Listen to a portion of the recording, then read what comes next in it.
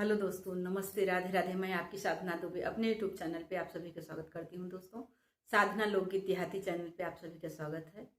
तो आइए, आज मैं आप लोगों के सामने एक बहुत ही मार्मिक कजरी गीत लेके आई हूँ कि जब पत्नी की इच्छा है कि जब हमारा अंतिम समय होगा तो आप हमको काशी जी लेके चलिएगा और वहाँ पे ले चल के क्या क्या किया जाता है, सब अपना इच्छा प्रकट करती है पत्नी। देखिए पति क्या क्या करते हैं, तो आप लोग सुनिए, सुन के आनंद लीजिए।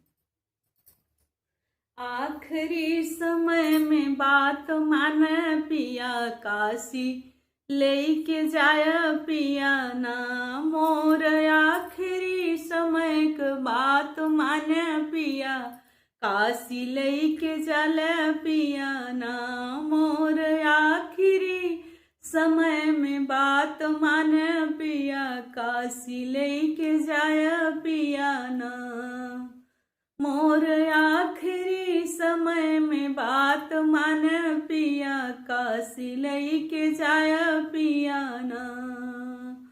माथ विदिया से सजाया, माथे टिकुली लगाया, माथ विदिया से सजाया, माथे टिकुली लगाया। हमरे मंगिया में सेनुरा भराया पिया, काशी लेके जाया पिया ना। हमरे मंगिया में सेनुरा भराया पिया, काशी लेके जाया पिया ना। पिया अंतिम समय में बात माने पिया, काशी लेके जाया पिया ना मोर। आखिरी समय में बात माने पिया, काशी लेके जाया पिया ना। नाक नथुनी सजाया, कान झुमका पहिराया, नाक नथुनी सजाया, कान झुमका पहिराया। हमरे गले में मंगलसूत्र पहिराया पिया, काशी लेके जाया पिया ना। हमरे गलवा में मंगलसूत्र पहिराया पिया, काशी लेके जाया पिया ना।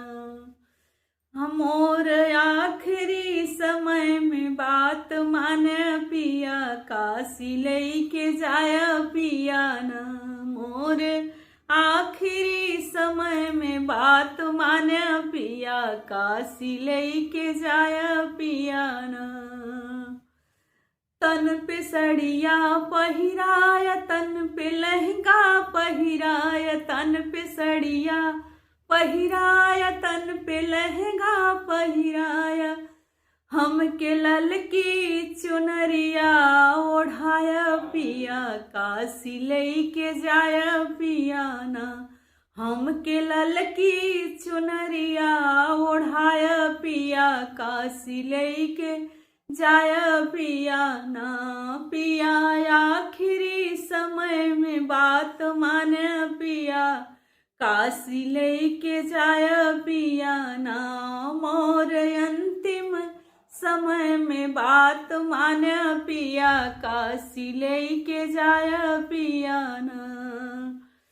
हाथ चूड़िया लियाया, हाथ कंगना लियाया, लाल चूड़िया लियाया, हरा कंगना लियाया। हाथ हथवा मेहंदी से हमरऊ सजाया पिया, काशी लेके जाया पिया ना।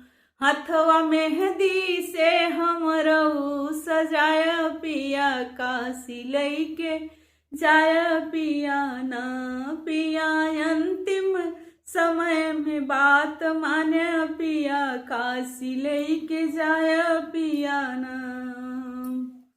पत्नी की अंतिम गुजारिश है दोस्तों।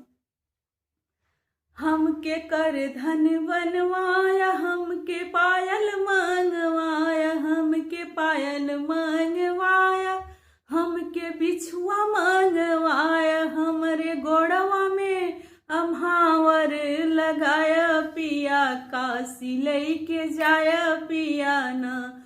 हमरे गोड़वा में अम्हावर लगाय पिया, काशी लैके जाय पिया ना। सजन आखिरी समय में बात माने पिया, काशी लैके जाय पिया ना। मांग सिंदूर सजाय माथ टीका, सजाय माथ सिंदूर सजाय माथ टीका, सजाय हमर मथवा में टिकुली लगाय पिया, काशी लैके जाय पिया ना। हमारी अंतिम समय में बात माने पिया, काशी लैके जाय पिया ना।